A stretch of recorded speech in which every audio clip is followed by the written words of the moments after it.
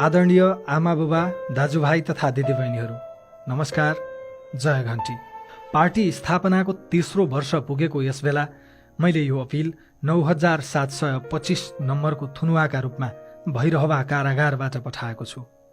आशा छ कुनै न कुनै माध्यम र तरिकाबाट तपाईहरूबीच पुग्नेछ। तपाईहरूले मलाई दुई पटक कीर्तिमानपूर्ण मतका साथ संसदमा पुर्याउनु भयो। भर्खर जन्मिएको राष्ट्रिय स्वतन्त्र पार्टीलाई करिब 12 लाख मत दिनुभयो। त्यो मतले झस्केकाहरू चितवन र तनहुँको उपचुनावको परिणामले झन तर्सिए। स्वस्थ र प्रजातान्त्रिक विधिबाट रासोपासँग अब राजनीतिक प्रतिस्पर्धा गर्न सकिन्न र लुटको स्वर्ग भत्कन्छ भन्ने निष्कर्षमा पुगेपछि यिनीहरू म विरुद्ध षड्यन्त्रमा लागे। त्यो षड्यन्त्र कति भयानक थियो र त्यसमा कसलाई कसरी प्रयोग गरियो, सिङ्गो राज्यको कसरी दुरुपयोग भयो, तपाईहरूले आफ्नै आँखाले देखिरहनु भएको छ। तपाईहरूलाई थाहै छ म कसैमाथिको कुनै पनि अन्यायमा नबोली बस्न नसक्ने मान्छे हुँ। बोलेरै विश्व कीर्तिमान राखेको मान्छे पनि हुँ। तर यिनीहरूले यस्तो जाल थापे कि आफैमाथिका अपराध र अन्यायमा पनि म बोल्न सकिनँ। मेरा कानुन व्यवसायीले निरन्तर भनिरहनु भयो, तपाईँ देशकै सबैभन्दा ठूलो आपराधिक गिरोहसँग न्यायिक लडाईँ लड्दै हुनुहुन्छ। एउटै आवेगपूर्ण वाक्यलाई दुरुपयोग गरेर यिनीहरूले थप कानुनी झमेलामा फसाउन सक्छन्। त्यसैले तपाईँ बोल्नु हुँदैन। 4 जिल्ला, 4 उच्च र पछि सर्वोच्चसम्म गरेर 9वटा अदालतमा, अब त पर्सा जिल्ला अदालत पनि थपियो। मुद्दा झुन्ड्याइएको व्यक्तिले कानुन व्यवसायको राय नसुन्न पनि मिलेन। तर यो मौनता अरूलाई भन्दा बढी मलाई नै बिझाएको थियो। चाहे अरू जतिवटा झुटा मुद्दा खेप्न परोस्, अब बोल्छु भन्ने लागेरै चैत 18 गते पार्टी कार्यालयबाटै घोषणा गरे चैत 23 गते चितवनमा बोल्छु। संयोग भनौँ कि सत्य, परिणाम मेरा कानुन व्यवसायीले चेतावनी दिए जस्तै भयो। चैत 22 गते नै उच्च अदालतले मलाई थुन्ने आदेश गर्यो। अब त सर्वोच्च पनि थपिसकेको छ। म विरुद्धका षड्यन्त्र अझै सकिएका छैनन्। 2046 साल पछिका 36 वर्षमा यिनीहरूले कार्यपालिका, व्यवस्थापिका र न्यायपालिकालाई कसरी कब्जा गरिसकेका छन् आज संसारले देखेको छ। यो अपराधपूर्ण घेराबन्दीमा अब मैले जनताको अदालत बाहेक न्याय माग्न जाने अर्को ठाउँ छैन। राज्य यिनैको, अड्डा अदालत यिनैको, मिडिया समेत यिनैको। राज्यका सारा अङ्ग र संरचना यिनकै भर्ती केन्द्र। घरिघरि लाग्छ यिनीहरूले मलाई धेरै दुःख दिए, तर विचार गर्दै जाँदा गएका 36 वर्षमा यिनीहरूले देश र जनतालाई दिएको दुःखका अगाडि मैले पाएको दुःख त केही पनि होइन। यिनीहरूले मलाई जेल हाले भनेर के दुःख मनाउ गर्नु, जब यिनीहरूले सिङ्गो देशलाई नै जेल बनाइसके। आदरणीय देशवासीहरू, जेलको कोठरीबाट आज म आफ्नै जीवनको समीक्षा गरिरहेको छु। त्यो समीक्षा म तपाईँहरूलाई पनि सुनाउन चाहन्छु, तर नेताका रूपमा होइन, एउटा छोराको रूपमा, एउटा भाइ वा दाइका रूपमा, एउटा सामान्य नागरिकका रूपमा। मैले कहिल्यै सोचेको थिइनँ कुनै दिन म राजनीतिमा पनि आउनेछु। विद्यार्थी जीवनमै मिडियामा लागेँ, टेलिभिजन र एफएमतिर छोटे मोटे सेलिब्रेटी भइसकेको थिएँ। तर अलि राम्रो जीवन बाँचिएला कि भनेर अमेरिका भाषी। ठुलो कुरा गर्नुपर्ने र ढाँट्नुपर्ने केही छैन। नेतागिरीको कुनै पनि लत नपाली अमेरिकामा पनि नेपाली समाजसँग जोडिएँ, साथ दिएँ, लिएँ। असफल भएको होइन, तर मन कहिल्यै रमाएन। फर्किन्छु भन्दा भन्दै 14 वर्षको धनवास भन्ने कि वनवास बिताइयो। संसारकै लामो टेलिभिजन टक सोको रेकर्ड राख्न मन लाग्यो। कुनै लोकल टेलिभिजन खोजेर अमेरिकामै त्यो रेकर्ड राख्न नसकिने थिएन। तर मनले भन्यो त यसका लागि पनि देश फर्किनस् भने पछि के फर्केलास्। अनि नेपाल आएर गिनिज बुकमा नाम दर्ज पनि गरे। सञ्चार र मनोरञ्जनको अनुभव थियो, तर मनोरञ्जनमा रुचि भएन। सञ्चारकर्ममा फर्किन चाहे, तर त्यो एकदमै सृजनात्मक र परिणाममुखी होस् भन्ने थियो। मलाई त्यतिखेरसम्म प्रधानमन्त्रीहरूमाथि भ्रम थियो। मैले सरकार र जनताबीच संवादको ठूलो खाडल देखेँ। चाँडै प्रधानमन्त्री बन्दैछन् भन्ने थाहा पाएपछि सिधै केपी ओलीलाई फोन गरेँ।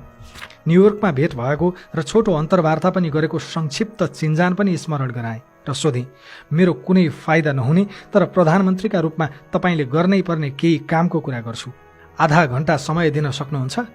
मैले थप आग्रह पनि गरेँ, म केवल तपाईँका कुरा गर्छु र मलाई अनडिभाइडेड अटेन्सन चाहिन्छ। मेरो व्यक्तिगत लाभको एउटा पनि कुरा गर्दिनँ। उनकै फाइदाको कुरा थियो। ओली कन्भिन्स पनि भए। उनी प्रधानमन्त्री भएको केही समयमा सिधा कुरा प्रधानमन्त्रीसँग कार्यक्रम सुरु भयो। ओलीले अहिले रवि लामिछानेलाई जागिर दिए भनेको सुने, तर त्यो तथाकथित जागिर बापत मैले ओलीबाट, एमालेबाट वा नेपाल टेलिभिजनबाट एक पैसा पनि लिएको होइन। त्यो कार्यक्रमबाट मैले एउटै कुरा लिएँ, ज्ञान। प्रधानमन्त्रीहरू, मन्त्रीहरू, उच्च सरकारी अधिकारीहरू कसरी सोध्छन् त्यो देखेँ। देश र जनताप्रति उनीहरूको लापरवाही देखेँ। त्यसपछि मलाई लाग्यो यस्ता सिधा कुरा शासकसँग गरेर यो देश पार लाग्दैन।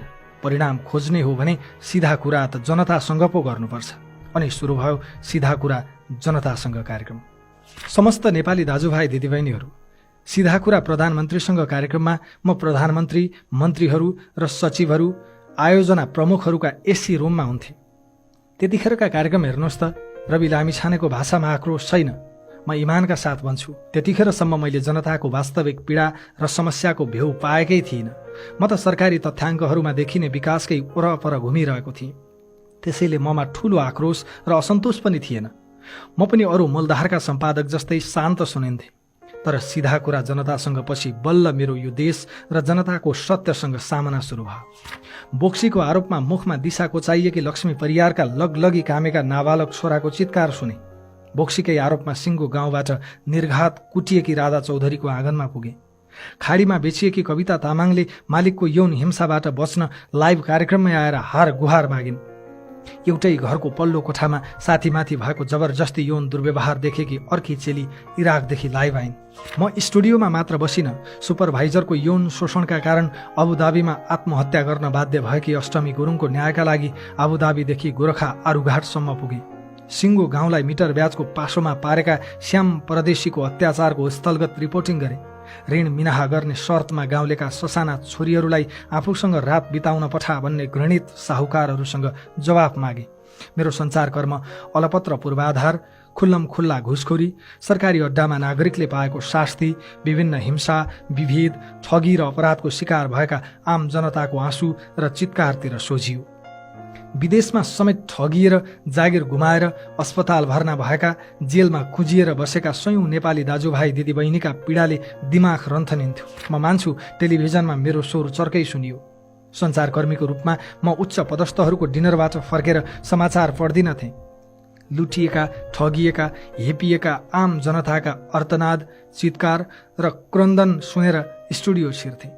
अनि स्वर कसरी नरम हुन सक्थ्यो? देशको व्यथिति देखेर म यति द्रवित भएँ कि मैले सर्वस्व त्यागेर ज्यानको बाजी थापेर भए पनि विवेकको लडाईँ लड्ने निर्णय गरेँ।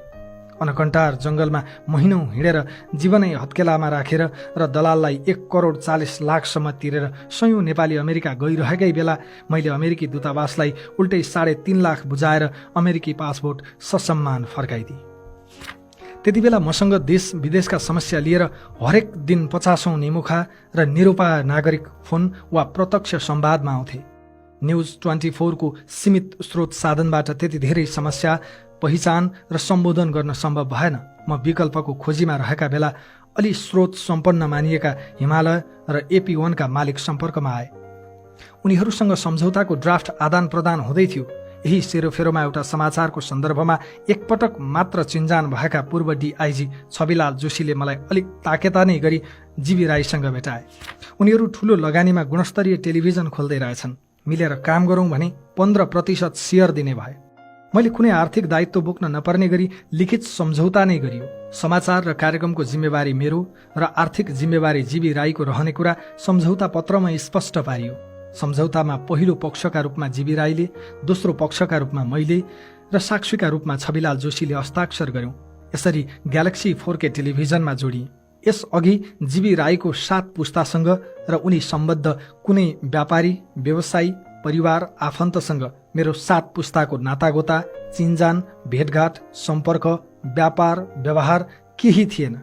आदरणीय दाजुभाइहरू, न्युज 24 को तुलनामा म एउटा कार्यक्रममा सिङ्गो स्टेसनको नेतृत्वकर्ता भएँ।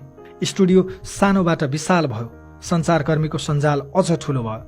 टेलिभिजनको स्क्रिन अझ उज्यालो भयो। तर मैले थाहा पाएँ, जतिसुकै ठूलो टेलिभिजन भए पनि गैर जिम्मेवारले शासन गरेको देशमा बढीमा कराउन मात्र सकिन्छ, बदल्न केही सकिन्न। यो देशमा जिम्मेवारीमा भएकाहरूलाई कराएर, सम्झाएर र नागरिकका पीडा देखाएर केही फरक पर्दैन। सञ्चारकर्मकै बीचमा मैले सप्तरीमा 52 मुसहर परिवारको बस्ती र दुर्गम कालीकोटमा 15 बेडको सुविधा सम्पन्न अस्पताल निर्माणको नेतृत्व पनि नलिएको होइन। विदेशमा अलपत्र कैयौँ नेपालीको उद्धार नगरेको पनि होइन। कोभिड महामारीमा विपन्न नागरिकसम्म अक्सिजन र खाद्यान्न पुर्याएकै हो। यी कुरालाई उपलब्धि मानेर म आत्मरतिमा रमाउन पनि सक्थेँ, तर देशको बृहत चित्रमा हेर्दा मलाई मनैदेखि लाग्यो यी सबै उपलब्धि एउटा विषाक्त समुद्रबाट केही थोपा पानी निकाले जस्तो मात्रै हुन्। यो देशमा केही गर्ने हो भने व्यथितिको ज्वरो नै उखेल्नुपर्छ अनि सल्लाहमै निशुल्क पाएको सेयर निशुल्कै फिर्ता गरेर म ग्यालेक्सी टेलिभिजनबाट बाहिरी। सञ्चारकर्म छोडेर राजनीतिमा आउने निर्णय त गरेँ, तर प्रवेश कसरी? मसँग दुई विकल्प थिए, या त स्थापित पार्टीभित्रै छिरेर हस्तक्षेप गर्ने या नयाँ पार्टीका संरचना खडा गरेर स्थापितलाई घचघच्याउने। दुईवटै विकल्पमा घनीभूत छलफलमा लागे, तर स्थापित दलहरूको दलदलमा छिरेर अल्मलिनुभन्दा उपयुक्त निष्कर्ष निस्कियो नयाँ दल गठन। यो पनि कम चुनौतीपूर्ण कहाँ थियो र? पार्टीको नेतृत्व गरिदिन आग्रह गर्दै म कसको दैलोमा पुगिन। देशले मानेका र समाजले चाहेका प्राय सबैसँग मैले कल्पना गरेको दलको नेता बनिदिन आग्रह गरेँ। म सघाउँछु, तपाईँहरूले नेतृत्व गरिदिनुहोस् भने धेरैले मानेनन्। सन्दुक रुइतदेखि कुलमान घिसिङसम्म, राजेश हमालदेखि अनिल केसरी शाहसम्म यस्ता कैयौँ व्यक्तिसँग पार्टीको नेतृत्व गरिदिन हार गुहार गरेँ।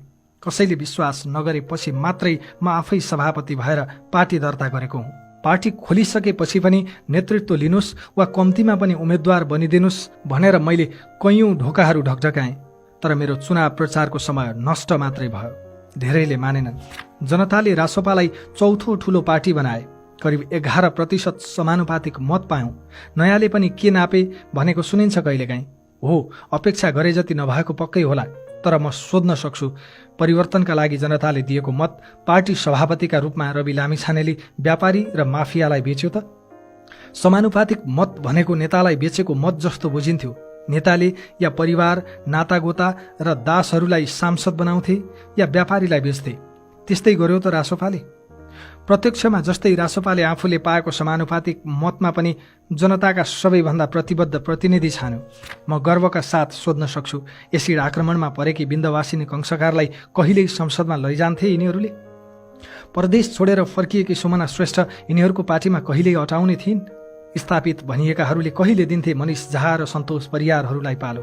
देशको अर्थतन्त्र जर्जर हुँदा समेत डाक्टर स्वर्णिम वाग्ले जस्तो विश्वले मानेको अर्थविदलाई लत्याएकाले कहिले चिन्थे डाक्टर चन्दा कार्कीहरू? यिनीहरूले कहिल्यै प्रत्यक्ष निर्वाचनमा उतार्थे त तोसीमा र सोभिता जस्ता भरभराउँदा युवाहरूलाई? माफियालाई टिकट बेच्नेहरूले कहिल्यै मौका दिन्थे त हरि ढकालहरूलाई? मन्त्री बनाउँथे त विराज भक्त श्रेष्ठ, शिशिर खनाल जस्ता क्षमतावान युवालाई?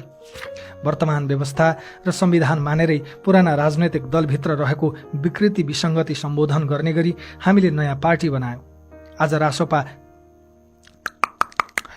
रासोपा बिनाको प्रतिनिधि सभा कल्पना पनि गर्न सकिँदैन। जनताका होनहार छोराछोरीको संसदमा उपस्थिति, तिनको मेहनत र निष्ठाको राजनीतिलाई स्वीकार गर्न पनि यो देशका विद्वान विश्लेषकहरूलाई किन गाह्रो परेको हो मैले बुझ्न सकेको छैन।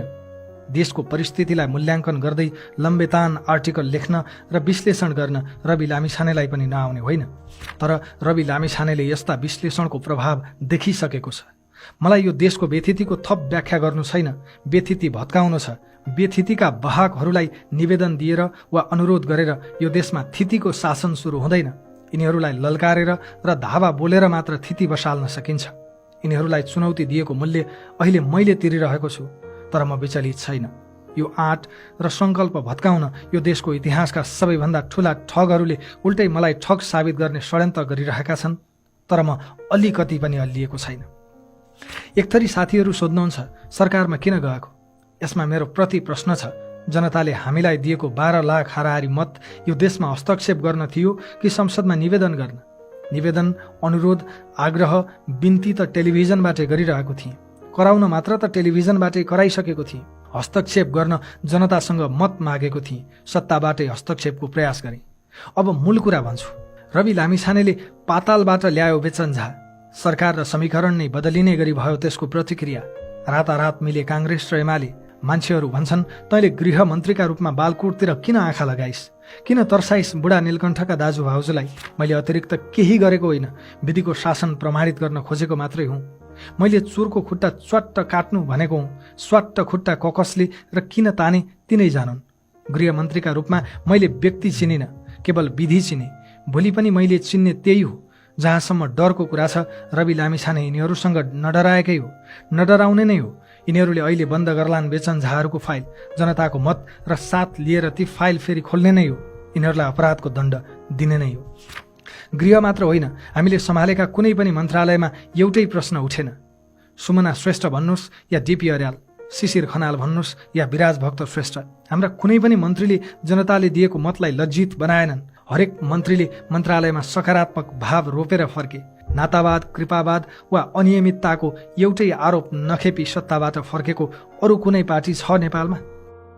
एकाथरी आलोचकहरू मलाई सत्ता लुलुपको आरोप लगाउँछन्। म तिनलाई यति भन्छु, रवि लामिछानेले प्रधानमन्त्रीको अफर दुत्कारेको हो। हामीले पाएको जनमत प्रधानमन्त्री बन्न होइन भनेर छाडेको हो। अवसर आयो होइदिउँ न भनेको भए कसले रोक्थ्यो र? प्रधानमन्त्री बनिदेऊ भनेर मध्यरातसम्म मेरै हस्ताक्षर कुरेर बसेको थियो काङ्ग्रेसको मूल नेतृत्व। मैले मानिनँ। भोलिपल्टदेखि तिनैले मलाई सहकारी ठग भन्न थाले। मेरो प्रश्न छ, त्यसैको दण्ड स्वरूप आज थुना बेहोरिरहेको मान्छे सत्ता लोलुप हो कि विद्रोही? उपचुनावको परिणामपछि ठुला दल, त्यसमा पनि नेपाली काङ्ग्रेसका साथीहरू हामीसँग तर्सिए। त्यो परिणामले देखायो जनताको चेतना अर्कै ठाउँमा पुगिसकेको छ। जब म 2080 फागुन 23 गते दोस्रो पटक उपप्रधान एवं गृहमन्त्री भएँ, तब तत्कालीन प्रमुख प्रतिपक्षी दल नेपाली काङ्ग्रेसले विभिन्न सहकारीको बचत अपचलनमा संलग्न रहेको भन्दै मेरो नामै किटेर छानबिनका लागि संसदीय समिति बनाउन माग गर्यो। अहिलेका प्रधानमन्त्री केपी शर्मा ओली र तत्कालीन प्रधानमन्त्री पुष्पकमल दाहाल प्रचण्ड नमान्दै मनै अग्रसर भएर सत्ता पक्षलाई मनाए र 2081 जेठ 15 गते मेरो सट्टा गोर्खा मिडियाको नाम राखेर संसदीय छानबिन समिति बन्यो। आदरणीय आमा बुबाहरू, अब म विरुद्ध कसरी राजनैतिक प्रतिशोध साधियो र कानुनको दुरुपयोग कहाँ कसरी गरियो भन्ने तथ्य बताउँछु। पहिलो संसदीय छानबिन विशेष समितिको प्रतिवेदनको पेज नम्बर 449 मा मलाई आरोप लगाइएको प्रकरणको निष्कर्ष मध्ये एउटा बुँदामा लेखिएको छ, सहकारी संस्थाबाट रकम गोर्खा मिडिया नेटवर्क प्रालीमा आउने सम्पूर्ण प्रक्रियामा रवि लामिछानेको संलग्नता पुष्टि हुने कागज प्रमाण रहेको नभेटिए तापनि सोही रकम गोर्खा मिडियामा आइसकेपछि सोको परिचालन र खर्च प्रक्रियामा उहाँको सहभागिता देखिन्छ। प्रतिवेदनको पेज नम्बर 449 कै अर्को बुँदामा भनिएको छ, कम्पनीमा साझेदारका रूपमा बहाल रहेको अवधिमा सहकारीबाट कम्पनीमा आएको रकमको हकमा जिम्मेवार रहेको हुँदा प्रचलित कानुन बमोजिम कारबाहीका लागि नेपाल सरकारलाई सिफारिस गर्ने। यसरी प्रतिवेदनले 3 वटा सन्दर्भ स्पष्ट भनेको छ। पहिलो, सहकारीबाट गोर्खा मिडियामा पैसा आएको हो। दोस्रो, ल्याउने प्रक्रियामा रवि लामिछानेको संलग्नता पुष्टि भएन। तेस्रो, रकम आएपछि खर्च गर्ने गराउने प्रक्रियामा संलग्न रहेको हकमा दायित्व पर्ने भए प्रचलित कानुन बमोजिम कारबाही गर्नु। प्रतिवेदनले बकाइदा खर्च गरेको हकमा दायित्व पर्ने भए प्रचलित कानुन बमोजिम गर्नु भनेको छ। कम्पनीको रकम खर्चको हकमा प्रचलित कानुन भनेको कम्पनी ऐन 2063 हो। प्रतिवेदनले कम्पनी कानुन अनुसार भन्दा भन्दै सरकारले मलाई कतै आकर्षित नहुने सहकारी ऐनको दफा प्रयोग गर्नु र झुटा मुद्दा लगाउनु राजनीतिक पूर्वाग्रह र प्रतिशोध नभएर के हो त? अब दोस्रो, 2054 साल यता विभिन्न विषयमा छानबिन गर्न 15 वटा संसदीय विशेष समिति बनेका रहेछन्। अरू 14 वटा समितिका सिफारिस सरकारले बुझ्यो, सकियो। समितिका प्रतिवेदनहरू संसदीय अभिलेखमा सीमित हुन्थे। मेरा विरुद्धको सिफारिसलाई चाहिँ इतिहासमै पहिलो पटक क्याबिनेटबाटै अनुमोदन गरियो। 2081 भदौ 31 गते सभामुखलाई पेश गरिएको प्रतिवेदन सोही दिन प्रधानमन्त्री तथा मन्त्री परिषद कार्यालय पुग्यो र असोज 2 गते मन्त्री परिषदले संसदमा प्रस्तुत भएको सहकारी बचत रकम दुरुपयोग सम्बन्धी संसदीय छानबिन विशेष समितिको प्रतिवेदन 2081 कार्यान्वयनका लागि सम्बन्धित मन्त्रालयमा पठाउने निर्णय गर्यो। बचतकर्ताको रकम फिर्ता गर्ने मूल उद्देश्यले खडा भएको छानबिन विशेष समितिको 1200 पृष्ठको प्रतिवेदन मात्र मेरा विरुद्ध कार्यान्वयन भयो, त्यो पनि एकदमै छलपूर्वक र बलपूर्वक। अब तेस्रो, प्रतिवेदन आएपछि पहिल्यै लेखिएको पटकथामा राज्यको षड्यन्त्रमय छायाङ्कन र अभिनय सुरु भयो। विदामा बसेका जिल्ला न्यायाधीशलाई बोलाएर कार्तिक 2 गते शुक्रबार म विरुद्ध पक्राउ पूर्जी निकालियो। त्यसमा पनि मुद्दा 35 दिनभित्र अदालतमा बुझाइसक्नुपर्ने थियो, बुझाएनन्। त्यसपछि सङ्गठित अपराधको अभियोग लगाएर 60 दिन थुन्ने प्रपञ्च गरे। 60 दिन पनि सकिन लागेपछि 90 दिन थुन्न मिल्ने र सांसद पद पनि निलम्बन हुने सम्पत्ति शुद्धिकरणको अभियोग लगाए।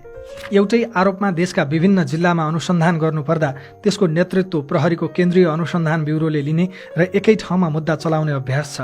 यसले अनुसन्धानलाई सजिलो मात्र बनाउँदैन, न्याय निरूपण पनि छिटो हुन्छ।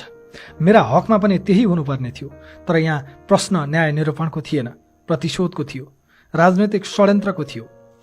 चौथो, एउटा कसुरमा पोखरा हिरासतमा रहेको मानिसलाई बयानका लागि भन्दै काठमाडौँ लगियो। फेरि दोस्रो दिन काठमाडौँबाटै चितवन लगियो। तनाव र थकानले रक्तचाप निकै बढेको थियो। चितवन पुग्न साथ औषधि खाएर फेरि बयान सुरु गरे। दिनभरको बयान, अस्वस्थ र थाकेको शरीर, रातको झन्डै 11 बजिसकेको थियो। तत्कालीन एसपी गौतम मिश्रले भने, तपाईँलाई यहाँबाट पठाउनु भन्ने आदेश छ। जानुपर्ने भयो हजुर। एसपी मिश्रलाई यस्तो आदेश दिने व्यक्ति थिए त्यस बेलाका प्रहरी प्रमुख वसन्त बहादुर कुँवर। उनलाई पनि आदेश दिने थिए दाजु, भाउजू, देवर र बा। मैले मेरो स्वास्थ्य जाँच गर भने उठ्न सकेको पनि थिइन। एउटा मान्छे उठाएर पठाउन सक्दैनस् भने त्यति कामका लागि अर्को मान्छे पठाउँ भन्ने प्रहरी प्रमुखको धम्कीपछि उनीहरूको केही सिप चलेन। मध्यरातमा बल लगाएर मलाई गाडीमा हाल्यो। यसअघि पनि भनेको छु, त्यसबेला मलाई जबरजस्ती उठाउन आउने प्रहरीले मादक पदार्थ सेवन गरेका थिए। उनलाई समाउन र जाँच गर्न भनिरहे, तर कसले सुन्ने? मध्यरात हुन लाग्यो। मलाई लगिँदैछ भनेर परिवारलाई खबर गरिदेऊ भने सुनेनन्। कानुन व्यवसायीलाई खबर गर्न भने मानेनन्। मध्यरातमा त्रिशुलीको बाटो परिवारलाई समेत खबर नगरी मलाई कहाँ पुर्याउन हिँडाइएको थियो थाहा थिएन। त्यो दिन राज्यको नियत मलाई पोखरा पुर्याउने थियो वा गायबै गर्ने म यसै भन्न सक्दिनँ। मेरो प्रतिरोधपछि धेरै हल्लाखल्ला भयो। बिहान 3 बजे पोखरा पुग्दासम्म मानसिक रूपमा कति विक्षिप्त भएँ लेखाजोखा हुनै सक्दैन। पाँचौं, कास्की प्रहरीको हिरासतमै रहँदा अनुसन्धानका लागि भन्दै काठमाडौँ, रूपन्देही र पर्सा पनि लगियो। मलाई ठग करार गर्न के मात्र तिकडम गरिएन। मलाई आरोप एउटै छ, सहकारीको बचत अपचलन। अनि अभियोग चाहिँ थरीथरीका, कतै सहकारी ठगी, कतै ठगी मात्र, कतै सङ्गठित ठगी, कतै सङ्गठित अपराध। कास्कीमा त सहकारी ठगी, सङ्गठित अपराध र सम्पत्ति शुद्धिकरण। बैंक खातामा 7 लाख चान्चुन पैसा भएको मलाई पुर्ख्यौली जाए जथा समेत देखाएर मेरी श्रीमती निकितालाई समेत प्रतिवादी बनाएर सम्पत्ति शुद्धिकरणको मुद्दा लगाइयो। देशवासीले थाहा पाउनुपर्छ, जिल्ला प्रहरी कार्यालयबाट सहकारीसँग जोडिएर सम्पत्ति शुद्धिकरणको समेत मुद्दा खेप्ने पहिलो नेपाली नै यिनीहरूले रवि लामिछानेलाई बनाएका छन्। छैठौं, सहकारीका सञ्चालक नै रहेका काङ्ग्रेस एमालेका नेतामाथि के भयो, के गरियो? घरमै बसेर फरार भएकी काङ्ग्रेस सांसद माया राई स्वर्णलक्ष्मी सहकारीको तत्कालीन सहसचिवलाई खुलेआम संसद छिराएर हाजिर गर्न दिएर फर्काइयो। संसद छिरेपछिको जनदबाब थेग्न नसकेर मात्रै उनलाई पक्राउ गरिएको हो। केही दिनमै अदालतले जम्मा 10 लाख दरौटीमा छोडिदियो। काङ्ग्रेस उपसभापति धनराज गुरुङलाई सामान्य सोधपुछमै टारियो। एमाले नेता ऋषिकेश पोखरेलकी पत्नी अञ्जला अदालतमा हाजिर भएकै दिन सामान्य धरौटीमा छुटिन्। अझ अचम्म त सरकारी पक्ष उनीहरूका हकमा पुनरावेदन गर्न पनि गएन। मेरो हकमा के गरियो सर्लङ्ग छ। सातौं, सहकारी ऐन अन्तर्गतको कसुरमा 90 दिनभित्र अदालतमा अभियोग पेश गरिसक्नुपर्ने हदम्याद हुन्छ। म विरुद्ध 2080 माघ 22 गते जिल्ला प्रहरी कार्यालय कास्कीमा जाहेरी परेको दावी गरियो। त्यो दावी सत्य नै थियो भने त्यसको 90 दिनभित्र अर्थात् 2081 को जेठ 10 गते भित्र अनुसन्धान सकेर जिल्ला अदालतमा मुद्दा लगिसक्नुपर्ने थियो। अनुसन्धानका लागि भन्दै 2081 कार्तिक 2 गते पक्राउ गरिएको मलाई 84 दिन हिरासतमा राखेर 2081 पुष 7 गते मात्रै कास्की जिल्ला अदालतमा मुद्दा दर्ता गरियो। कानुनमा तोकिएको हद म्याद नागी मुद्दा दर्ता गर्नु देवानी र फौजदारी कानुनको सामान्य सिद्धान्त विपरीत त थियो भने विशिष्टकृत कानुन सहकारी ऐनमा हदम्यादको व्यवस्था हुँदाहुँदै सामान्य कानुन मुलुकी अपराध संहिता 2074 को दफा 249 अनुसार मुद्दा चलाउन खोज्नु व्याख्यात्मक कानुनको सिद्धान्त प्रतिकूल पनि थियो। अनुसन्धान र अभियोजनमा हकदैया, क्षेत्राधिकार र हदम्याद एकदमै महत्त्वपूर्ण विषय हुन्। तर म विरुद्धको मुद्दामा यी तीनै विषयको पूर्णतः व्यवस्था गरियो र कानुन अनुसार चल्दै नचल्नुपर्ने र चल्नै नहुने मुद्दा चलाइयो। 8औं, चैत 22 गते उच्च अदालत तुलसीपुरको बुटवल इजलासले मलाई थुनामै पठाउने निर्णय गर्यो साँझ 7:30 बजेतिर। त्यसको केही मिनेट नबित्दै प्रहरी मलाई पक्राउ गर्न आइपुग्यो बेडरुममै। त्यस क्रममा प्रहरीले ज्यादती मात्रै गरेन, अन्तिम इच्छा नै सोध्यो। पक्राउ पुर्जी समेत लिएर नआएको प्रहरीले मेरो बेडरुममै बसेर पुर्जी बनायो। पक्राउ गर्न आएको काठमाडौँ उपत्यका अपराध अनुसन्धान कार्यालयको टोलीले दिएको पुर्जीमा अदालतको अनुमति पत्र बमोजिमको पक्राउ पुर्जी लेखियो, जबकि उनीहरूसँग अदालतको अनुमति पत्र नै थिएन। जिल्ला प्रहरी परिसर काठमाडौँले सोही दिन चैत 22 गते दिएको पुर्जीमा फैसला कार्यान्वयनको आदेश अनुसार प्रहरी अनुसन्धानमा राखी अनुसन्धान गर्नुपर्ने भएकाले लेखियो, फैसला कार्यान्वयनका लागि न अनुसन्धान गर्नुपर्छ न हिरासतमा राख्नुपर्छ, थुनामा पठाउने हो। भैरवा पुर्याएपछि जिल्ला प्रहरी कार्यालय रूपन्देहीले दिएको पुर्जीमा कार्यालयको प्रहरी हिरासतमा राख्नुपर्ने भएकाले लेखियो। पक्राउ एउटै, तर प्रहरीको युनिट पछि पक्राउको कारण फरक फरक। चैत 22 गते पक्राउ गरेको प्रहरीले 25 गते बिहान मात्रै रूपन्देही जिल्ला अदालत उपस्थित गरायो र बल्ल अदालतले थुनुवा पुर्जी दियो। थुनुवा पुर्जी दिनु अघिको मेरो पक्राउ पूर्णतः गैर कानुनी थियो, तर सिङ्गै देश गैर कानुनी सिन्डिकेटले चलाएको बेलामा एउटा व्यक्तिको मौलिक अधिकारले कति पो महत्त्व राख्छ र? राज्यका सबै अङ्ग तिनैका भर्ती केन्द्र भएको देशमा न्यायका लागि ढकढकाउन कुनै ढोका छ कि छैन भन्ने आशंका कसरी हट्छ? आदरणीय आमा बुबा, दाजुभाइ तथा दिदीबहिनीहरू, जसको निवेदनलाई मोहरा बनाएर ममाथि झुटा मुद्दा खडा गरियो, तिनले सार्वजनिक रूपमै भनेका छन् हामीले रवि लामिछाने थुन्न निवेदन दिएका होइनौँ। हामीले दिएको निवेदनमा रवि लामिछानेको नाम नै छैन। बचत फिर्ताको मागमा दिएको निवेदनलाई प्रहरीले नै दुरुपयोग गरी रवि लामिछानेतर्फ सुझ्याएको भनेर निवेदकले नै भनेको तथ्यमा न्यायालयले पनि आँखा चिम्लिनुलाई म सामान्य मानौँ कि असामान्य? मेरै निवेदनलाई देखाएर रवि लामिछानेलाई थुनेको भए म त्यो पापको भागीदार बन्दिनँ भनेर निवेदककर्ताले सार्वजनिक रूपमा भन्दा पनि त्यसको सुनवाई हुन्न भने यो विधिको शासन हो कि जङ्गलराज? मेरो कार्यकालमा ग्यालेक्सी टेलिभिजनमा जीबी राईले गरेको लगानीको स्रोत हेटौँडाको जग्गा बिक्रीबाट आएको पैसा हो भनेर कम्पनीको अडिट रिपोर्टमा बकाइदा उल्लेख छ। अडिट रिपोर्टमै भनेपछि यो देशमा व्यावसायिक साझेदारको सम्पत्तिको स्रोत खोज्न को गएको छ र जान्छ? न कानुनले नै खोज्नुपर्छ भन्छ, न अधिकार हुन्छ साझेदारलाई। टेलिभिजन सुरु भएको 1.5 महिनामै छविलाल जोशी अमेरिका गए। जीबी 7 देशमा रहेका कम्पनीका मालिक हुँ भन्थे, नेपालमा भेटिँदैनथे। काम रोक्न भएन, कर्मचारीको तलब रोक्न भएन, आर्थिक कारोबार रोक्न भएन। 7 महिनाभित्र टिभी खोल्ने सम्झौताको बुँदामा हस्ताक्षर गरेको छु। म फिल्डमा पनि गइरहन्थेँ। लेखाका साथीहरू चेकमा सही गरेर छाडिदिनुहोस् न सर भन्थे। त्यही बेला कोरोनाको दोस्रो भेरिएन्ट चलिरहेको थियो। त्यसमाथि पैसा जीविकै, दायित्व जीविकै, लेखापाल जीविकै। जीविको आर्थिक कारोबारमा त्यो बेलासम्म कहीँ कतै प्रश्न उठेको पनि थिएन। कम्पनीमा रवि लामिछानेले कुनै आर्थिक दायित्व लिने छैन भनिएको लिखित सम्झौता छँदै थियो। त्यस्तो प्रबन्ध निर्देशकसँग मुख्य लगानीकर्ताले भनिसकेपछि चेकमा सही गर्दिन भन्न सक्ने नैतिक आधार पनि थिएन। ती मध्येका केही चेकहरू भविष्यमा म विरुद्ध षड्यन्त्रका ठूला हतियार हुन्छन् भनेर त्यतिखेर मैले कसरी कल्पना गर्नु? 3 वर्षपछि 1 ट्रक कागजहरू खोतलेर हेर्दा जीबीको निजी खाताबाट सम्झौता बमोजिमकै पैसा मेरो निजी खातामा आउँदा जीबीले आफ्नो खातामा सहकारीबाट पैसा ल्याएको रहेछ भन्ने पत्ता लाग्यो। मेरो मानवीय क्षमताले जीबीको व्यक्तिगत खातामा कहाँबाट पैसा आएर बसेको छ भनेर देख्न सक्थ्यो र? यो दुनियाँमा कसैको ह्युमन क्यापासिटीले भ्याउने कुरा हो त्यो? रवि लामिछानेले अर्बौं ठगेको प्रमाण हामीसँग छन्।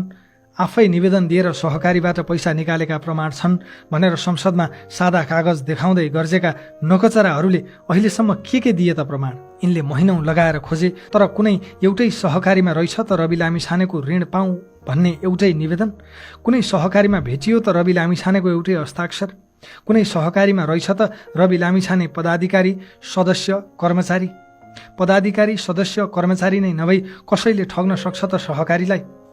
अनि पदाधिकारी नै रहेकाहरूलाई अदालतले 2-4 लाख धरौटीमा छोडेको देशमा म सहकारीमै नजोडिएको मान्छेलाई यतिसम्म प्रताडित गरेपछि देशमा जिउँदो देखिन्छ त कानुन, विधिको शासन र न्याय?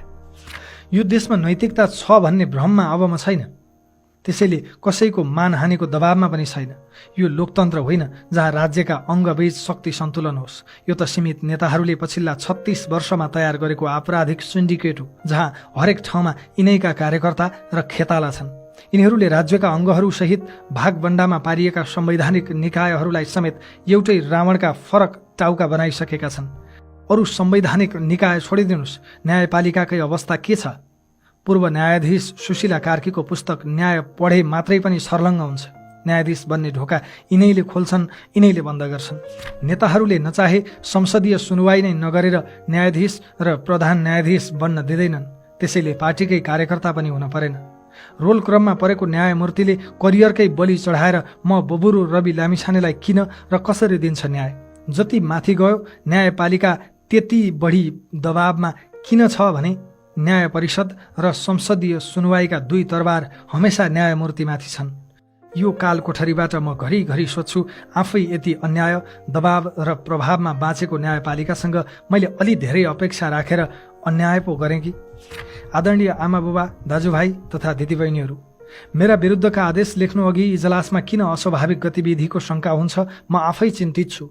अदालतहरूबाट आदेश सार्वजनिक हुनु अघि नै निश्चित मिडियामा कसरी लिक हुन्छ?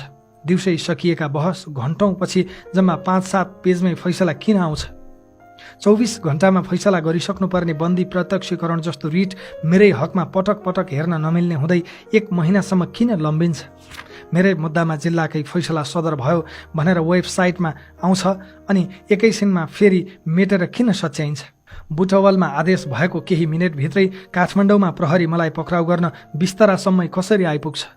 आदेशपछि पुरा हुनुपर्ने कानुनी र अदालती प्रक्रिया त परको कुरा। पक्राउका लागि आवश्यक सामान्य कागजात समेत प्रहरीले कसरी मेरै बिस्तरामा तयार गर्ने आँट गर्छ? कसरी र किन सोध्छ अन्तिम इच्छा? म साँच्चै विस्मित छु।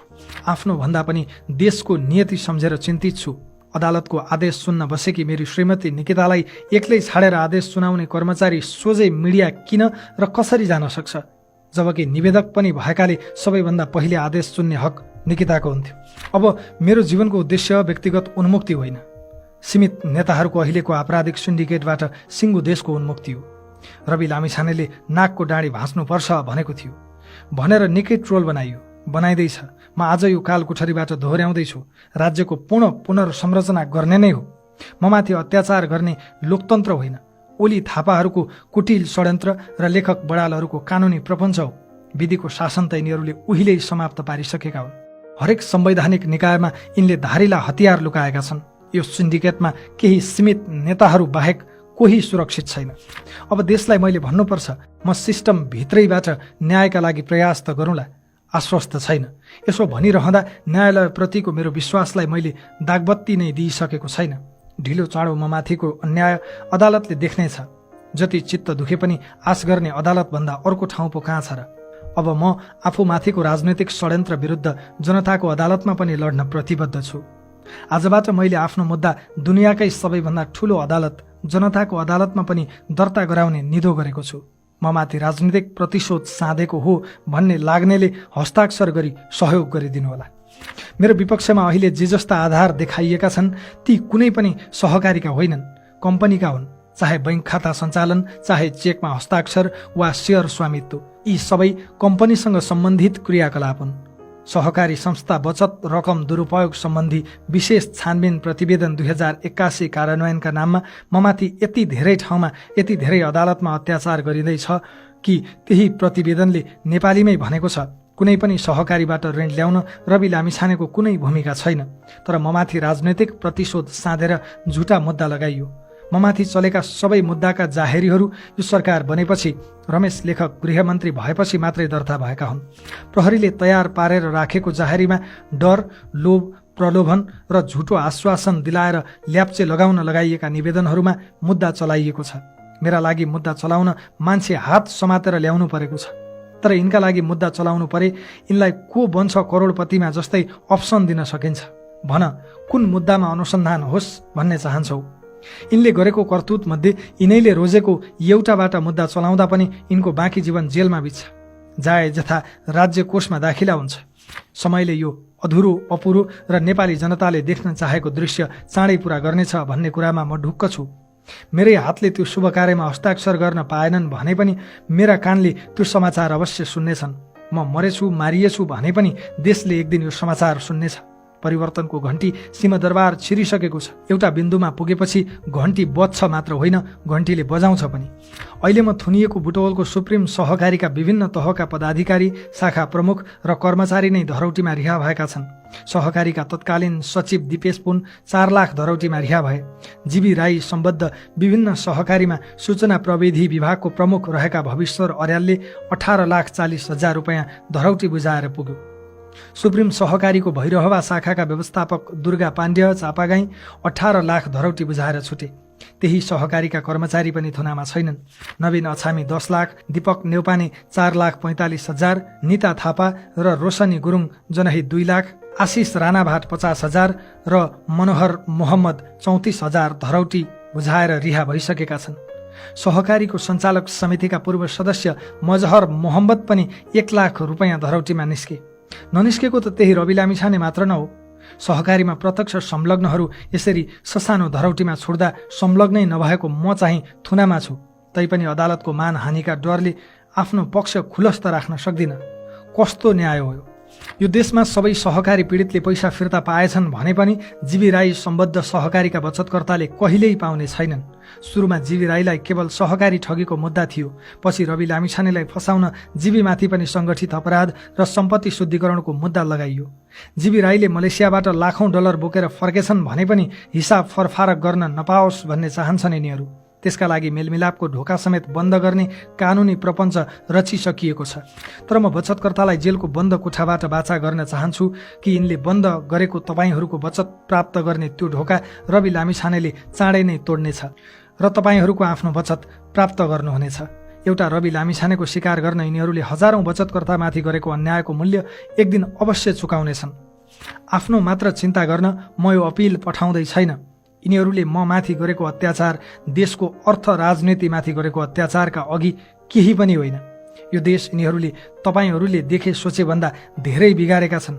राजनीतिक टाउकेहरू पतित भइसकेका छन्। आफैलाई झोले र दास घोषणा गर्न लगाइएका दलका कार्यकर्ताका लागि राजनीति सेवा होइन, धन्दा भएको छ। खर्चिलो राजनीति धान्न नेताहरू माफियाका खेताला भएका छन्। यिनीहरूले मेरो त केही भेटेनन्, तर मेरै जसरी यिनीहरूको पनि सम्पत्ति छानबिन हुने हो भने सबैजसो जेल जान्छन्। त्यसैबाट जोगिन राज्यका सबै अङ्ग कब्जा गर्नुपर्ने मजबुरी छ यिनीहरूको। संवैधानिक परिषद र न्याय परिषदलाई हतियार बनाएर न्यायालय, अख्तियार, निर्वाचन आयोग लगायतका संवैधानिक संस्थाहरू कब्जा गरिसकेका छन्। निजामती र प्रहरी सेवा त 3 दशक अघि नै दलीयकरणको प्रयोगशाला भएको हो। राष्ट्र बैंक, बीमा प्राधिकरण र धितोपत्र बोर्ड जस्ता आर्थिक संस्थाहरू पनि बिचौलियालाई बेचिएका छन्। तपाईँ मात्र होइन, तपाईँ पछिको पुस्तालाई पनि यिनीहरूले माफियालाई बेचिसके। अब म रहँला नरहँला, तर मेरा केही सङ्कल्प छन्। भ्रष्टाचारको आर्थिक र राजनैतिक अपराधको टेको बनेको वर्तमान संविधान अब संशोधन होइन, पुनर्लेखन हुनुपर्छ। सबै उच्च पदस्थको सम्पत्ति छानबिन हुनुपर्छ। 2046 साल यताका सबै क्याबिनेटका निर्णयको पनि छानबिन हुनुपर्छ। संसदीय अस्थिरताबाट देशलाई मुक्त गर्न प्रत्यक्ष निर्वाचित कार्यकारीमा जानुपर्छ। प्रदेश सभा खारेज हुनुपर्छ। राष्ट्रिय सभालाई चुनाव हारेका नेता र आफन्त होइन, विद्वानहरूको सभा बनाउनुपर्छ। नेताहरूले खेलौना र भर्ती केन्द्र बनाएका सबै संवैधानिक अङ्गहरूको एकसाथ पुनर्संरचना गर्नुपर्छ। विश्वविद्यालयहरूबाट यिनको पार्टीका ब्यानर र होर्डिङ बोर्ड हुर्याउनुपर्छ। दलै पिछेका भातृ सङ्गठनलाई पूर्ण रूपमा खारेज गर्नुपर्छ। राजनीति सफा गरेर र दोस्रो चरणको आर्थिक सुधारको कार्यक्रम ल्याएर युवा रोजगारी, लगानी र उद्यमशीलतामा फड्को मार्नुपर्छ। त्यसका लागि सडक भने सडकबाट, मतपत्र भने मतपत्रबाट शान्तिपूर्ण क्रान्तिका लागि देश तयार हुनुपर्छ। महाकाली वा अरू सन्धिका नाममा देशै बेचेर खाएकाहरू ढुक्कले सिंहदरबार छिरेका छन्। तिनलाई मुद्दा छैन। नक्कली भुटानी शरणार्थी वा भिजिट भिजाका नाममा जनता बेचेर खाएकाहरू संसदमा शेर सायरी सुनाइरहेका छन्। तिनलाई अनुसन्धानको डर छैन। सिङ्गै ललिता निवास र गिरिबन्धु निलेकाहरूलाई डकार्न पनि नडकारी सुखी नेपालीको उपदेश दिँदैछन्। तिनीहरूलाई कानुनको डर छैन। आज तिनै अपराधीहरूले चलाएको देशमा स्वदेशमै केही गर्ने सङ्कल्प लिएर अमेरिकादेखि फर्केको म रवि लामिछाने सबैभन्दा धेरै अदालतमा मुद्दा चलेको यो देशको सबैभन्दा ठुलो अपराधी जस्तो भएर कारागारमा बन्दी छु। सबैले मेरै बलि चढाउने भाकल गरेका छन्। कसैको राजनीति जोगाउन, कसैको सरकार बनाउन वा जोगाउन र कसैलाई उच्च वा सर्वोच्च पुग्न पनि मेरै बलि चढ्नु पर्यो। म एउटा मान्छे कतिजनाको भाकलका लागि कति पटक रेटिने, कति टुक्रामा काटिने, सबको भाकल पूरा गर्न रेटिँदा मसँग हाड छाला र एकमुठी प्राण मात्र बाँकी छ। यति बेला मसँग सत्य बाहेक केही पनि बाँकी छैन। म ठुनिँदा मात्रै न्यायालयप्रतिको विश्वास कायम रहन्छ रे। आज सबै क्षेत्र जनताको प्रत्यक्ष निगरानीमा छ। मिडिया होस् या न्यायालय, जनताको अदालतमा ढिलो छिटो सबैले जवाफ दिनुपर्नेछ। एक न एक दिन सबैको श्वेत पत्र निस्कने नै छ। आदरणीय आमाबुबा, दाजुभाइ तथा दिदीबहिनीहरू, यिनीहरूको 36 वर्ष लामो कुशासनले यो देशमा परिवार अलग्यायो, समाज अलग्यायो, देश नै अलग्यायो। यिनले दिएको यातनाको आँसुबाट अब विद्रोहको नदी तयार भइसकेको छ। यी अपराधीहरू रवि लामिछानेसँग होइन, आफ्नै अपराधसँग डराएका हुन्। रवि लामिछानेप्रति तपाईँहरूको प्रेमसँग डराएका हुन्। यिनीहरूले बुझेका छन् यो देशमा अब कि रवि लामिछाने जेलमा हुनेछ कि यिनीहरू जेलमा हुनेछन्, कि षड्यन्त्रले जित्नेछ म जेलमा सड्नेछु कि तपाईँहरूको प्रेमले जित्नेछ। यिनीहरूले यो देशमा 36 वर्षका अपराधको मूल्य तिर्नेछन्। रवि लामिछाने परीक्षाका लागि तयार छ। बा हुन् कि दाई, भाउजू हुन् कि देवर, ती सबैले सुन्ने गरी फेरि दोहोऱ्याउँछु, रवि लामिछाने जस्तो सुकै परीक्षाका लागि पनि तयार छ। मलाई दृढ विश्वास छ काल कोठरीमै मारिएछु भने पनि यो देशले यिनीहरूको 36 वर्षका अपराधको हिसाब नमागी छोड्ने छैन। मेरा विरुद्ध जाहेरी दिनेहरूले बिस्तारै सत्य बोल्न थाल्नु भएको छ। बाँकीलाई अनुरोध छ, तपाईँहरू आफूलाई जन्म दिएका बा आमा र आफूले जन्म दिएका छोराछोरीको आँखामा आँखा जुदाएर भन्नुहोस् त, के रवि लामिछानेले ठगेरै तपाईँहरूले उजुरी दिनुभएको हो? रवि लामिछाने छ भनेरै कुनै सहकारीमा पैसा राख्नु भएको हो? तपाईँहरू मध्ये कतिजना पाप धर्ममा विश्वास गर्नुहुन्छ मलाई थाहा छैन, तर धर्मै नमान्नेलाई पनि पाप त लाग्छ। कसैले कसैको लोभमा, स्वार्थमा या दबावमा मेरा विरुद्ध उजुरी दिनुभयो? एकपटक छातीमा हात राखेर आफैलाई सोध्नुहोस्, रवि लामिछाने ठगै हो त? जसले यो पढ्नुभयो उहाँहरूले पढ्न नसक्ने आमा बुबालाई मेरो सन्देश सुनाइदिनु होला। तपाईँहरूको रवि लामिछाने यिनीहरूको काल कोठरीसँग डराएको छैन, आत्तिएको छैन, हिम्मत हारेको छैन। तपाईँको रवि लामिछानेसँग कारागारका पर्खालभित्रबाट पनि देशद्रोहीलाई तर्साउने नैतिक बल र साहस छ। मैले सङ्गठित अपराध गरेको हुँ कि सिङ्गो राज्यको दुरुपयोग गरेर ममाथि सङ्गठित अपराध भइरहेको छ, यसको निर्णय जनताकै विवेकको अदालतमा होस्। चरम अन्यायको शिकार भई थुनुवाको रूपमा रहेको मेरो भनाइले कसैलाई बिझाएछ भने पनि ममाथि थप निर्मम हुने ठाउँ अब कति नै पो बाँकी होला र? ममाथिको राजनैतिक प्रतिशोध विरुद्ध जनताको हस्ताक्षर अभियानमा साथ दिन आग्रह गर्दै यति भन्छु, यिनीहरूले मलाई लगाएको हत्कडी त बिउ हत्कडी हो। यो फल्न फुल्न र हुर्कन धेरै दिन लाग्ने छैन।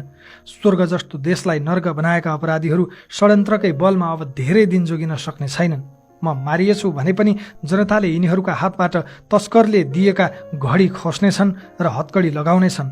त्यो दिन धेरै टाढा छैन। यति भनिसकेपछि अब मैले झन् यस बापत कत्रो मूल्य चुकाउनु पर्ने होला त्यसको हिसाब किताब पनि छैन, मलाई परवाह पनि छैन। धन्यवाद। जय घन्टी। 2082 असार, भैरहवा कारागार।